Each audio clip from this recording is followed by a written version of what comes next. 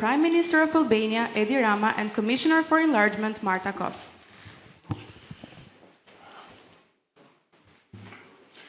Përshëndetje,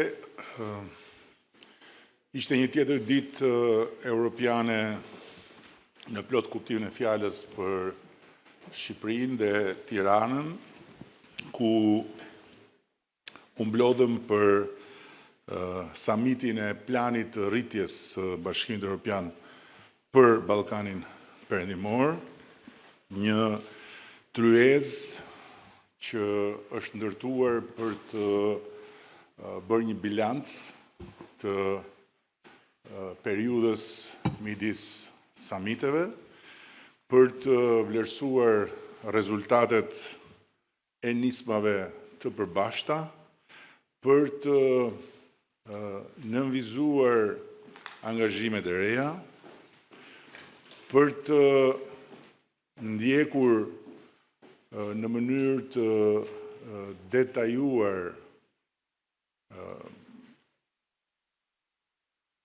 kalendarin e detyrave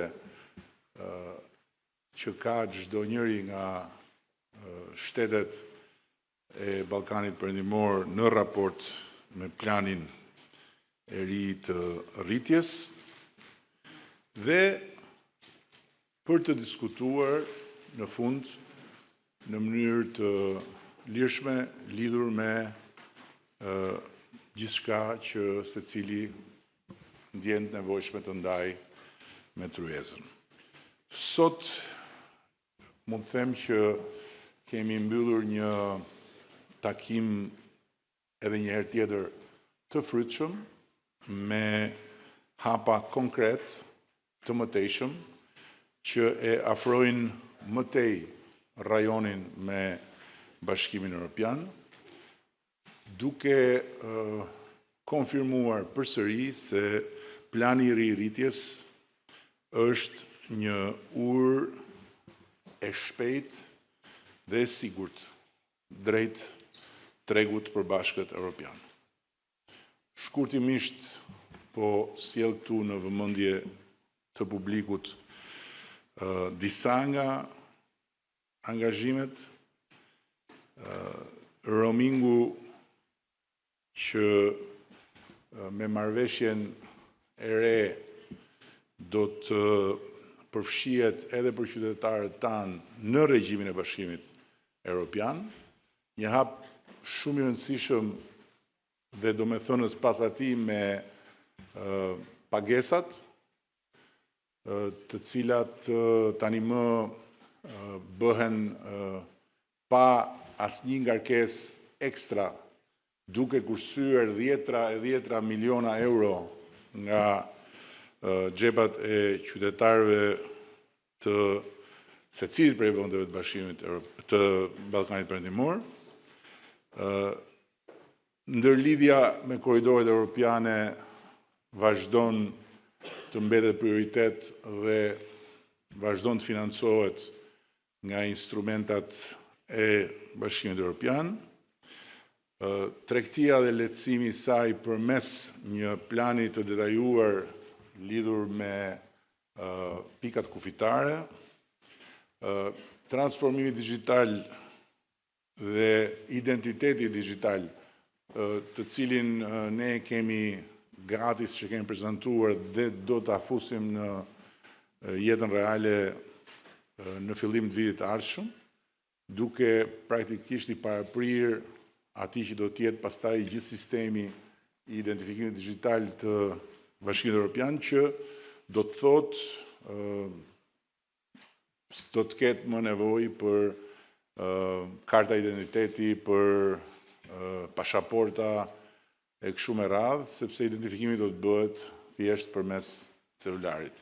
Dhe po ashtu, identiteti digital do të vlejë dhe për shumë aktivitete të tjera që kanë të bëjnë me transakcione financiare, që kanë të bëjnë me blerjet e drejt për drejta përmes telefonit, dhe patjetër folëm edhe për afrimin në zinxhirin e vlerës Bashkimit Evropian në aspektin industrial dhe për turizmin si një komponente që duhet fuqizuar në sensin e bashkëpunimit mes vendeve, në ndërkohë që mendoj se kemi hapur një shtek tjetër për të bashkëpunuar me Komisionin në funksion të fuqizimit të arsimit lartë përmes ndërkombëtarizimit, gjë që ne kemi filluar në Shqipëri, por me ndihmën edhe mbështetjen e Komisionit besoj që mund ta çojmë në një nivel tjetër dhe jo vetëm Shqipëri, por në të gjithë rajonin.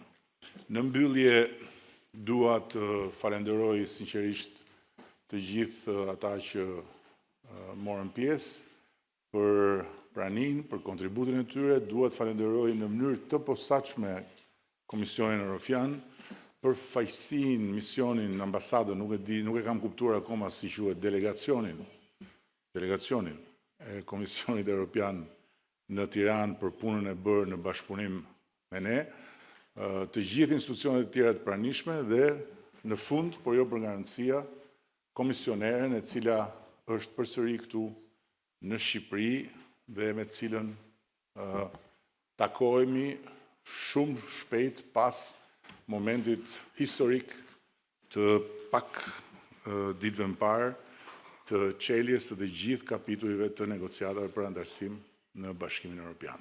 Shumë faleminderit edhe një herë dhe e dashur Marta, fjala është për ju.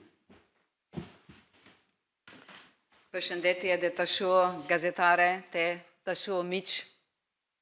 We are at the half-time point of the growth plan, and thank you, Mr. Prime Minister, enabling us discussing this very important tool which helps Western Balkan countries on the way into the European Union. I always love come back to Tirana, sometimes for the bilateral meetings, sometimes now as a group of the Western Balkans. It's good to see your support, not just on the European way of your country into the EU, but I can feel also your commitment towards the EU integration of all the other Western Balkan countries. Today, we have had a frank discussion on how to speed up the implementation and to make up the growth plan a success that delivers for all the people of the Western Balkans. And we talked about the need to enlarge the notion of the enlargement. So for me, enlargement is really much more than just the enlargement, and to integrate you all soon as possible into more and more EU policy areas, and not only into the single market, but also into our energy market, into pan-European value chains. And just like last week, the college adopted the Democracy Shield and a civil society strategy, and in both candidate countries and EU member states are treated as equals. And I'm proud of that, and we will go even further, including you in the endeavor to protect democracy and our values. We want to make the European Union a lived reality in your countries already today to bring prosperity, stability and security to all of us. In some area, this is already taking shape. Albanians, Montenegrins, Macedonians already benefit from cheaper transaction costs because of SEPA. But our ambition is for all of the countries to advance in sync, and we do not want new gaps to develop between the Western Balkan six. And because ultimately all the Western Balkan countries belong into the European Union, all Western Balkan countries should become full members of the Union with, and I stress, full rights as the confirmation for full alignment with EU laws and even more important with EU values. And let us focus today on how we can accelerate in the second half of the growth plan.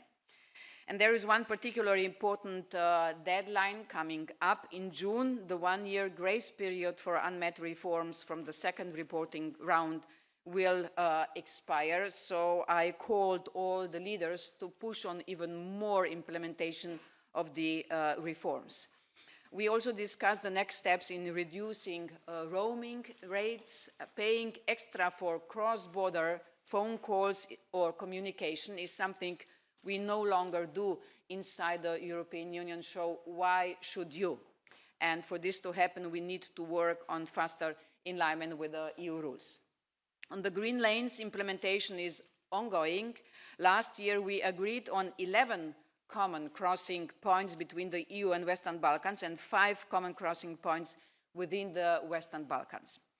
And as you have seen this morning, the Commission and the World Bank exchanged a letter of intent committing to swiftly move on with the second phase of the Safe and Sustainable Transport Program.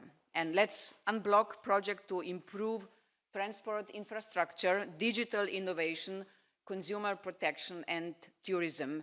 And this will benefit not just your citizens, but also your businesses. And now that sometimes the reforms we agreed to together are not always easy, but they allow to accelerate EU accession talks and prepare your economies for the single market. And as you like to tell, it is about the transformation process, and this can bring big results. And this transformation process is unlocking opportunities, is giving access to member state treatment in some EU policies, and it also shows our member states that you are ready for more and deeper integration into the European Union. We also talked about how our instruments can attract more foreign investments. We expect that the closer the countries of the Western Balkans we get to the EU, and as you know, we describe your country, Albania, and Montenegro as front runners, the more, this is what we know from the past, the more curious the citizens will get from the member state, but also the more investors will be ready to come. The President of the Commission, Ursula von der Leyen, told me, she was here at for your investment conference, how impressed she was, and we should go on with this. I heard today from you that you are planning a new investment conference here in Tirana. Congratulations. Why is this important? This is crucial to make your economic convergence with the EU countries a reality, and you are on a good way. And to the end, we have another 2 years to make the growth plan really a resounding success and prepare the ground for your EU accession. And we should use every day to work on the European future of the Western Balkans. Faleminderit. Thank you, Prime Minister and Commissioner. Now we invite the journalists to ask their questions.